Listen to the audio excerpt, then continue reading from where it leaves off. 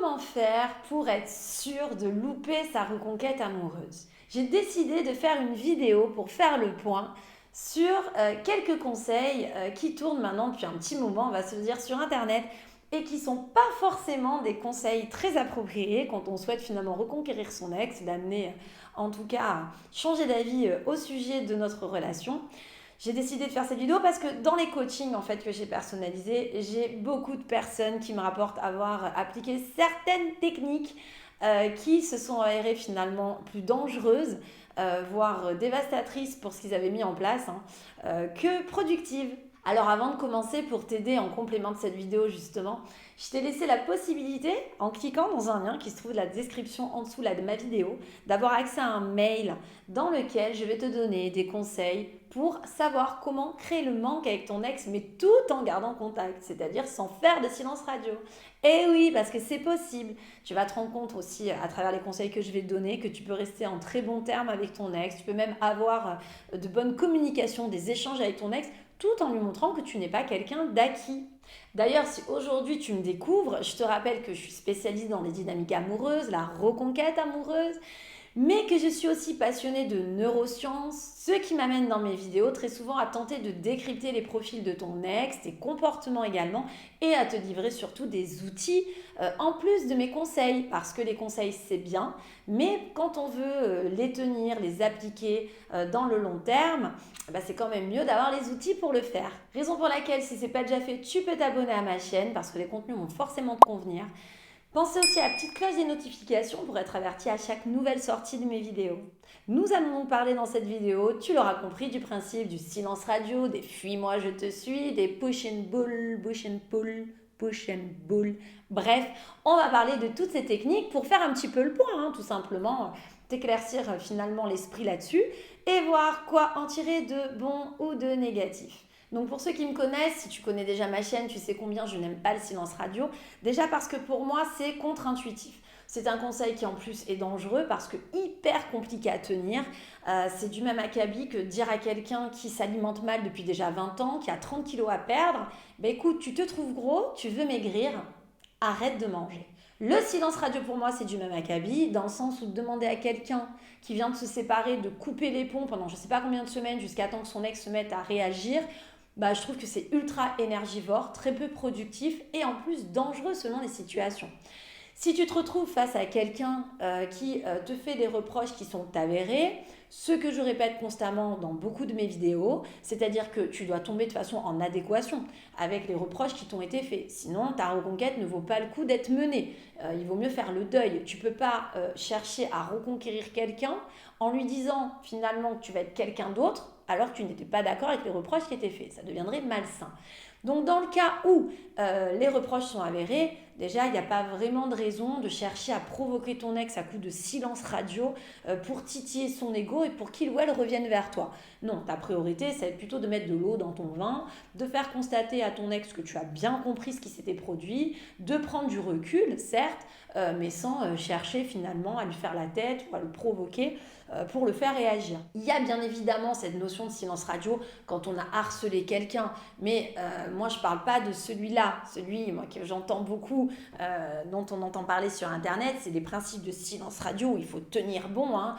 pour que l'ex à un moment donné se rende compte qu'on l'a oublié, qu'on est passé à autre chose et que se rende compte que finalement, waouh, il est dans le manque et décide comme par magie, du coup juste parce qu'on a pu lui donner une nouvelle, de penser qu'on est quelqu'un d'autre qui s'est trompé sur tous les reproches qu'il ou elle nous avait fait jusqu'à présent et qu'il vaut mieux se remettre avec nous, bien évidemment. Il s'agit donc d'un silence radio qui vise à créer des rapports de force et à titiller l'ego de ton ex, chose à laquelle je n'adhère absolument pas. Maintenant, prendre de la distance sur une semaine parce que tu étais trop présent dans la vie de ton ex ou parce que la dispute a été assez violente, c'est autre chose, c'est pas un principe de silence radio, ça c'est du bon sens. Voilà, on va te demander de mettre un peu d'espace, mais pour chacun redescendre, ok, pas de souci. Maintenant, l'aspect vraiment d'essayer de provoquer ton ex pour arriver à tes fins, ce ne sera pas un travail finalement de fond dans la forme. Peut-être que ton ex peut s'interroger sur pourquoi aujourd'hui tu ne donnes plus de nouvelles, mais est-ce que réellement dans le fond, ton ex va constater quoi que ce soit à travers ce silence radio pour avoir l'envie de te redonner une chance et d'imaginer maintenant, comme par magie, de se projeter à tes côtés. Autre point que j'aimerais soulever dans cette vidéo sur le silence radio, Les silences radio, donc on vient de l'évoquer, qui visent à créer des rapports de force, sinon à titiller l'ego de l'autre, et qui sont donc susceptibles de marcher dans des relations, car en effet, il y a des gens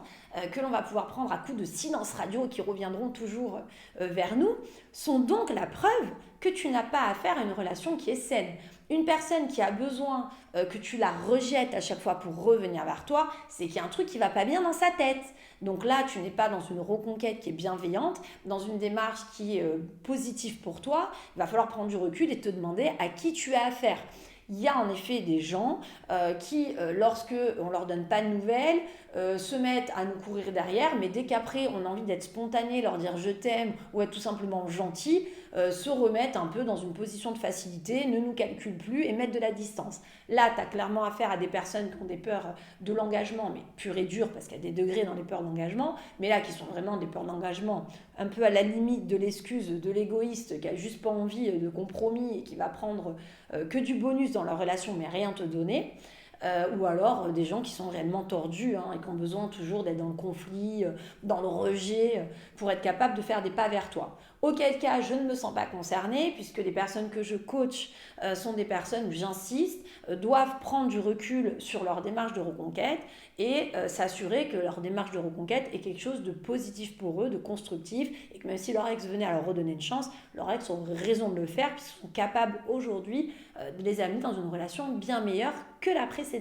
Donc, tu l'auras compris, avant de parler du fuis-moi je te suis, suis-moi je te fuis, le silence radio est pour moi une technique qui est peu concluante, qui risque de te mettre en porte-à-faux, qui est très énergivore, finalement te frustrer davantage parce qu'une personne qui ne réussit pas à maigrir parce qu'on lui dit juste d'arrêter de manger, c'est une personne qui va souffrir encore plus parce que sur la balance elle n'arrive pas à perdre du poids, donc elle s'en veut encore plus et va faire encore plus d'interdits. Si ton silence radio t'arrive pas à le mener à bout, tu vas t'en vouloir, tu vas dire que tu es quelqu'un de faible, que tu n'as pas de caractère, de personnalité, bref, tu vas encore plus t'accabler. Et au final, c'est le chat qui se mord la queue. Plutôt que d'avancer pour gagner confiance en toi, justement, et aller de l'avant, tu vas encore plus aller au fond du seau. Si aujourd'hui tu es dans la démarche de prouver à ton ex tes changements, il va falloir mettre un peu d'eau dans ton vin et il n'y a pas de honte à reprendre des contacts avec, bienveillant. Pas question bien évidemment non plus d'être dans les extrêmes, je suis pas en train de dire que tu dois envoyer des textos tous les jours, mais enfin si tu as envie de prendre des nouvelles, encore heureux, tu peux le faire.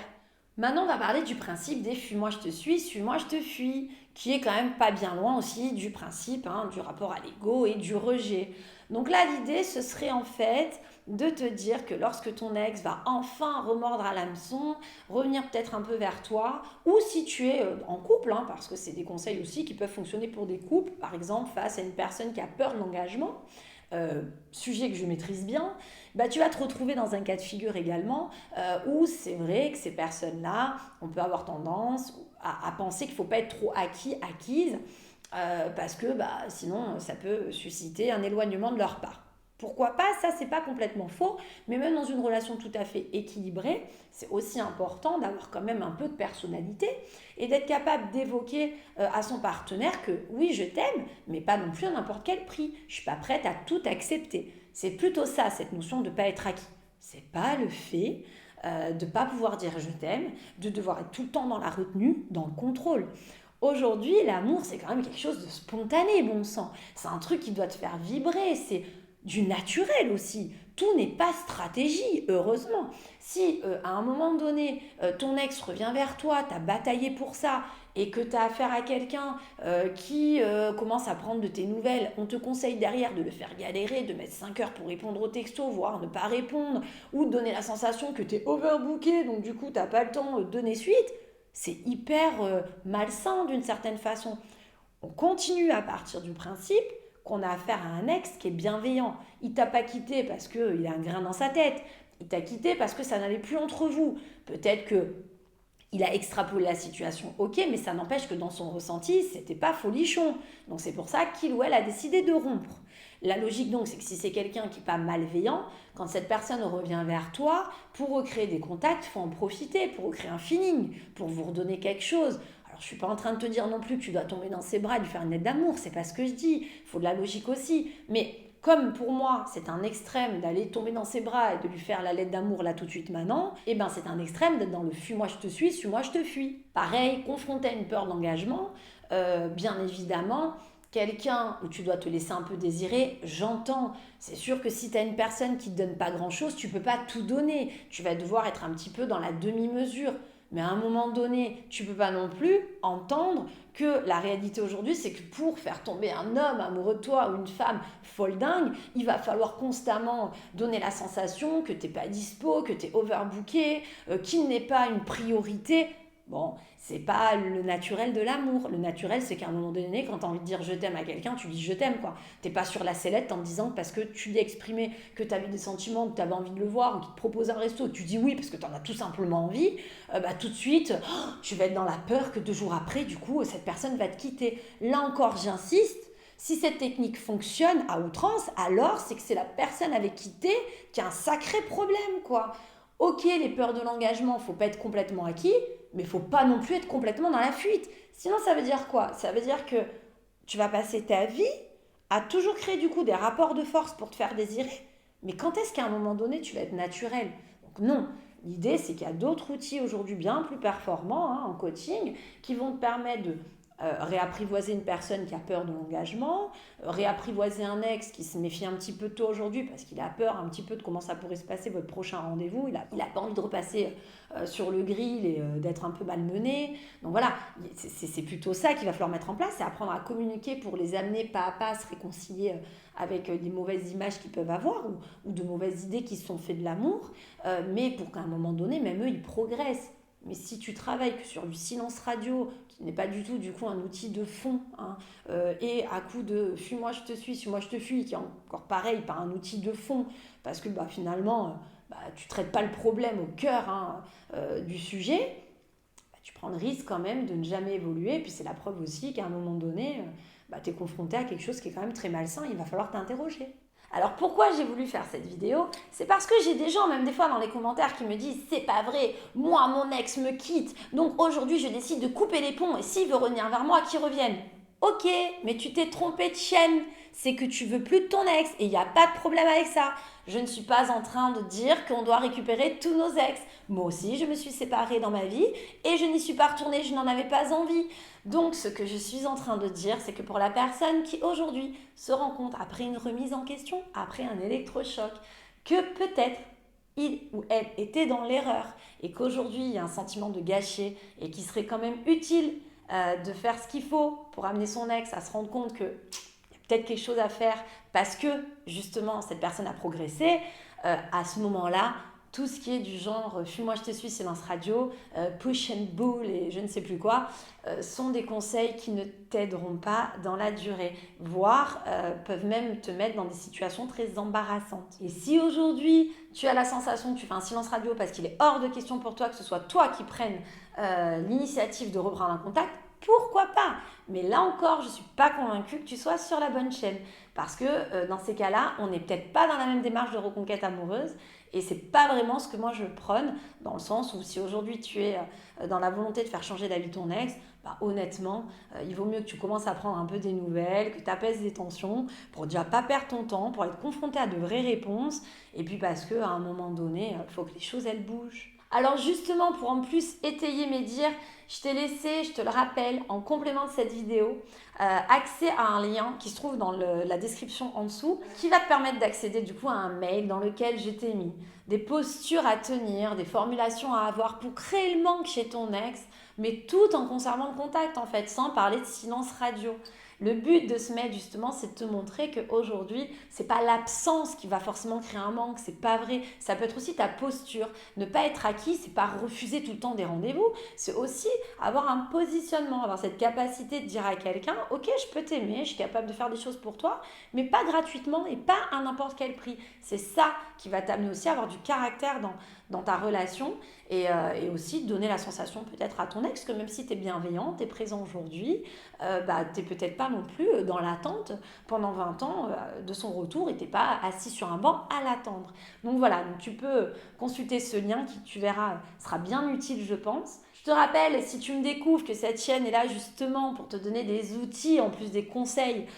pour t'aider justement à les appliquer, à te les approprier. J'aime donner des conseils vraiment spécialisés, personnalisés. J'adore la neuroscience justement et la neuropsychologie cognitive justement pour ça. parce que c'est bien la preuve que chaque cerveau a des façons de fonctionner quand même propres et que ça interfère sur les comportements. Donc, n'oublie pas de t'abonner à ma chaîne justement, si justement ça te plaît, si tu vois la chose un peu comme moi, à cliquer sur la petite cloche de notification, c'est ultra utile pour être averti de chaque nouvelle sortie de mes vidéos. Et du coup, en attendant, je te donne rendez-vous pour la suite de mes vidéos.